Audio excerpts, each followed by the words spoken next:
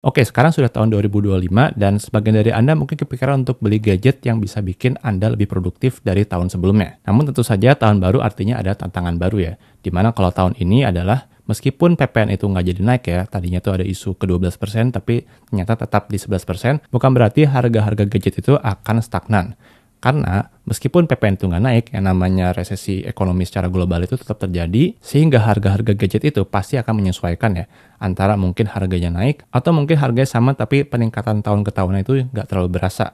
Halo, di sini dengan Julian Bartekno, dan pada channel ini saya membahas segala macam soal gadget dan penggunaannya dalam kehidupan sehari-hari. Saya sendiri adalah seorang mahasiswa S3 jurusan teknik, dan pada video kali ini saya akan bahas nih kira-kira gadget-gadget apa yang menurut saya itu layak untuk Anda beli supaya Anda bisa lebih produktif di tahun ini, dan juga Anda bisa spend wisely. Jadi Anda bisa mengeluarkan uang untuk beli gadget secara bijak. Oke, langsung aja barang pertama yang saya rekomendasikan untuk Anda beli kalau Anda belum punya dan kebetulan Anda uangnya adalah smartphone kelas flagship ya.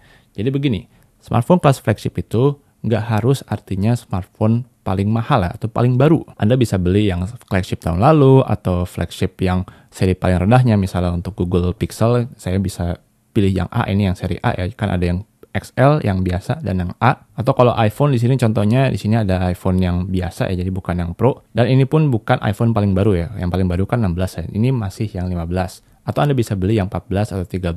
Nah, kenapa saya sarankan Anda untuk beli flagship ya? Pertama, jelas flagship itu biasanya dapat chipset paling powerful dari semua lini smartphone yang ada dari produsen tersebut ya. Tentu saja kalau misalnya Samsung biasanya dapat Snapdragon atau Exynos paling atas. Kalau Apple memang relatif biasanya itu dia secara prosesor lebih kuat dari mayoritas Android yang ada. Dan bisa dibilang semua smartphone dari Apple adalah flagship ya, kecuali mungkin yang SE. Smartphone flagship juga biasanya jauh lebih awet dari segi software ya. Misalnya Samsung nih, mereka tuh sudah komit, saya agak lupa 5 atau 7 tahun software update untuk semua HP mereka yang benar-benar bisa mengoptimalkan software update mereka, tentu saja yang seri flagship ya. Karena kalau yang seri low end atau yang mungkin mid range, mungkin update tahun ketiga atau keempat juga sudah empot-empotan, karena meskipun software update tapi prosesornya juga sudah nggak kuat nih lama-lama, soalnya beban processingnya itu makin besar. Secara hardware juga biasanya lebih diperhatikan ya. Kalau misalnya Anda itu beli smartphone flagship, tentu saja Anda tuh kemungkinan akan dapat HP dengan body yang paling premium ya. Ya ini mungkin nggak terlalu ngaruh-ngaruh amat kalau Anda tuh pakai casing ya, tapi kalau Anda nggak pakai casing atau mungkin Anda suka memegang sesuatu material yang terasa premium, ya kalau Anda belinya yang mid range atau yang low end, ya Anda tuh mungkin dalam berapa tahun ke depan, 3 atau 5 tahun ke depan ya mau nggak mau pegangnya yaitu barangnya yang kerasanya itu nggak terlalu premium ya. Jadi sebenarnya sangat-sangat subjektif dan mungkin buat sebagian besar orang ini nggak penting sama sekali. Tapi kalau Anda care soal itu ya ini bisa jadi pertimbangan. Smartphone kelas flagship itu juga biasanya yang paling diperhatikan dari segala hal ya. Karena namanya aja flagship ya. Jadi flagship itu kan dia turunan dari kapal induk ya, kapal perang itu. Kalau dia ada namanya flagship itu berarti dia adalah yang paling bagus ya, atau yang paling yang paling jadi pusat perhatiannya lah. Sehingga kalau dia sudah menjadi pusat perhatian, tentu saja kalau misalnya ada misalnya mungkin ada software yang sering crash di HP tersebut, atau mungkin HP-nya sampai kebakaran kayak Note 7 dulu ya, itu pasti produsen itu paling cepat reaksinya untuk memperbaiki kondisi dari smartphone flagship mereka. Ketimbang misalnya kalau misalnya yang bermasalah itu yang low end, abis itu yang nggak laku-laku amat, mungkin bisa jadi mereka pura-pura nggak tahu kalau ada masalah itu. Experience software smartphone flagship juga biasanya tuh dia akan lebih baik karena harusnya sih dia tuh paling minim iklan ya. Saya udah lama nggak in touch soal Xiaomi ya, tapi kalau Xiaomi yang dulu-dulu kan itu yang kelas yang low end atau mid range itu banyak sekali iklannya ya. Dan saya kira sampai sekarang pun masih, meskipun mungkin volume dan penempatannya jauh lebih baik ketimbang dulu-dulu. Tapi harusnya nih di smartphone flagship, karena konsumen sudah mengeluarkan banyak uang untuk membeli barang tersebut, mestinya experience dari software itu akan jauh lebih dijaga ketimbang yang low end. Kamera dari smartphone flagship tentu saja juga yang biasanya paling bagus dibanding lini lainnya. Tentunya kalau Anda itu suka moto-moto dan Anda itu berencana untuk menjaga gadget Anda itu untuk beberapa tahun ke depan, misalnya 3 atau 5 tahun ke depan, tentu saja kalau Anda punya kamera yang bagus kan lumayan ya, dokumentasi kehidupan Anda dalam 3 atau 5 tahun ke depan akan terlihat bagus. Oke, berikutnya adalah external SSD ya. Jadi ini salah satu contohnya adalah Samsung T5 ya. Tapi ini sebenarnya model lama dan saya nggak merekomendasikan Anda untuk beli ini karena mungkin sudah overpriced. Tapi pada intinya saya merekomendasikan Anda kalau Anda bisa, Anda beli external SSD yang sudah support USB Type-C. External SSD ini fungsi buat apa? Tentu saja ini untuk pindah-pindahin file ya, dari laptop, atau sekarang juga belakangan dari HP sudah bisa melalui USB OTG. Nah, sehingga kalau Anda itu punya external SSD seperti ini, Anda itu jadi nggak perlu beli HP yang kapasitasnya besar sekali ya, karena Anda bisa backup setiap saat. Memang sih jauh lebih praktis kalau Anda itu pakai cloud ya. Cloud itu kan ya tinggal Anda diemin, mungkin sinkronisasi ke Google Photos, dan lama-lama juga sudah terupload semua ke cloud. Tapi cloud itu pertama dia harus berlangganan, jadi Anda harus bayar setiap bulan atau mungkin tiap tahun. Kedua, ya itu semuanya di cloud dan Anda tuh kalau nggak ada internet ya jadi susah untuk nyari file yang Anda butuhkan. Apalagi kalau Anda butuh secara cepat. Untuk urusan laptop juga sangat-sangat berguna ya, karena dengan adanya external SSD ini Anda bisa memindahkan file-file besar dari laptop. Misalnya Anda tuh suka ngedit video ya, Anda tuh bisa langsung offload video Anda. Setelah ngedit tuh langsung masukin ke external SSD. Tentu saja hard disk eksternal seperti ini yang tradisional ini juga bisa ya, dan biasa juga lebih murah. Tapi kalau eksternal hard disk seperti ini, saya ada dua hal yang menurut saya suka. Yang pertama adalah kecepatannya, tentu saja dia lebih lambat ketimbang SSD. Dan yang kedua adalah port ini nih, port colokan USB di sini nih, USB-nya eksternal hard disk ini. Jadi saya sering kali menemui teman-teman saya itu eksternal hard disknya rusak, sebenarnya bukan eksternal hard disknya rusak, tapi cuma di portnya aja. Sehingga kalau menurut saya, kalau Anda butuh penyimpanan eksternal yang bisa Anda bawa kemana aja karena dia lebih kecil dan juga operasi cepat ya karena dia SSD, saya menyarankan Anda kalau bisa mungkin Anda beli eksternal SSD. Oh ya, bahkan Anda itu bisa kalau mau bikin eksternal SSD sendiri, bukan bikin sih, sebenarnya mungkin rakit ya. Jadi ini adalah eksternal SSD enclosure, dan kalau dibuka ini isinya adalah SSD NVMe ya. Ini SSD NVMe yang biasa ada di desktop bisa dimasukkan ke enclosure seperti ini dan bisa diperlakukan sebagaimana eksternal SSD pada umumnya. Oke, berikutnya kalau Anda mungkin belum punya adalah laptop ya. Jadi saya pahami memang sebagian besar dari orang Indonesia itu komputer satu-satunya itu adalah ya smartphone aja. Jadi nggak ada tablet, apalagi laptop.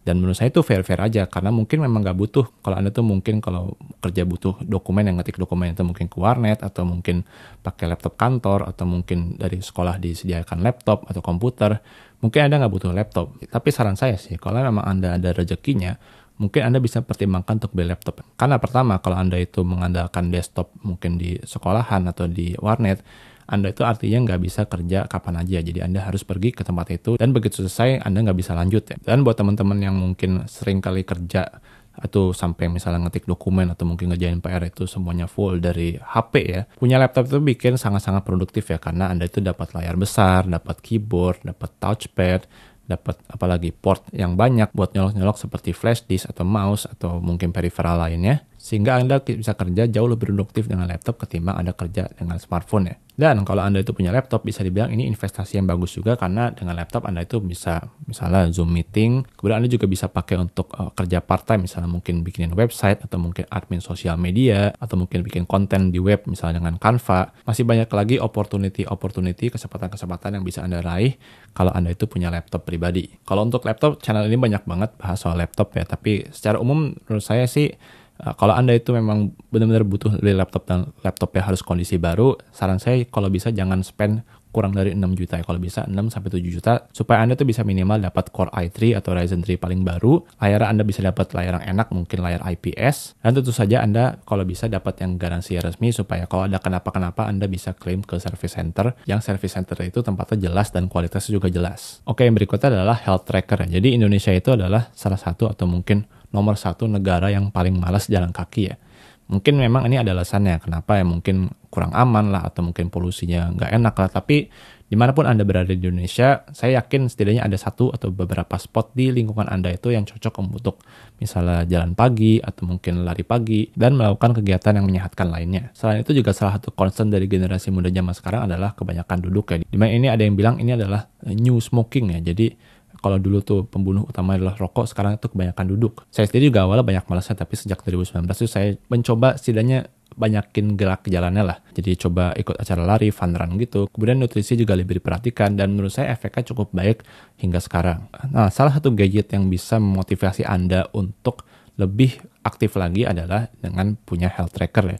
Health tracker itu ya mana-mana ada ya. Misalnya Anda itu kalau punya Xiaomi Mi Band bisa, atau Anda itu kalau pengen smartwatch seperti Galaxy Watch ini yang 6 juga bisa, atau kalau Anda pengguna Apple mungkin Anda bisa pakai Apple Watch. Tapi pada intinya di sini adalah Anda itu nggak mesti langsung jadi oh setiap hari ke gym atau gimana. Tapi setidaknya dari gadget-gadget tersebut itu ada fitur yang misalnya satu step counter yang mengukur berapa langkah Anda dalam seharinya. Dan kedua, meskipun kalau gadget-gadget seperti itu biasanya itu nggak akurat-akurat amat ya soal burn kalori atau mungkin heart rate, minimal ada metrik yang membuat Anda itu kelihatan nih progresnya itu setiap hari seperti apa, apakah membaik atau memburuk meskipun nggak akurat-akurat amat. Kalau smartwatch atau mungkin smartband itu terlalu mencolok buat Anda, jadi misalnya Anda tuh mungkin orangnya lebih suka jam analog ya. Anda itu punya alternatif lain zaman sekarang. Kalau Samsung itu kan sudah mengeluarkan Samsung Smart Ring, kemudian juga ada yang namanya Whoop itu jadi semacam smartband tapi nggak ada layarnya. Sehingga sekarang makin banyak variasi health tracker yang bisa Anda gunakan. Dan tentunya Anda nggak harus keluar uang banyak untuk melakukan hal itu semua. Oke, gadget terakhir yang saya bahas kali ini adalah monitor eksternal ya, seperti ini.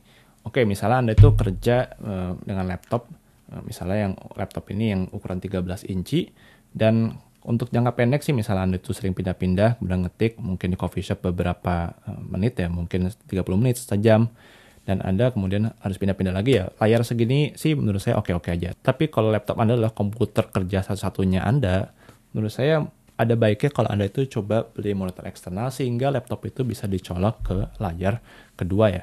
Dimana layar kedua itu menurut saya sangat-sangat game changer ya. Ini bisa bikin Anda jauh lebih produktif ya. Misalnya kalau untuk kerjaan research ya, Anda itu mungkin bisa taruh bawahnya itu web browser dan atasnya itu mungkin Microsoft Word atau Microsoft PowerPoint. Dan dengan monitor eksternal ini Anda punya ruangan kerja yang jauh lebih luas ketimbang hanya mengandalkan satu layar aja. Kalau Anda lagi luang, misalnya Anda bisa tuh menggunakan monitor eksternal itu untuk misalnya nonton film ya, atau mungkin main game, dimana untuk kedua kegiatan tersebut kalau layar besar tentunya akan lebih memuaskan. Dan monitor eksternal itu nggak harus yang mahal kok. Yang saya punya ini, saya beli, seingat saya itu cuma 140.000 won ya, karena saya di Korea, tapi ya itu sekitaran 1,6 juta rupiah lah. Dan dengan 1,6 juta rupiah menurut saya di Indonesia pun banyak monitor yang sudah bagus. Tapi saran saya juga nih, jangan Anda beli TV ya. Jadi perbedaan utama antara monitor dan TV adalah dari segi input lag. Jadi layar TV itu biasanya input lag-nya besar. Jadi karena TV itu kan biasa cuma dipakai klik habis itu nonton. Kita tuh nggak banyak berinteraksi, nggak kayak main game atau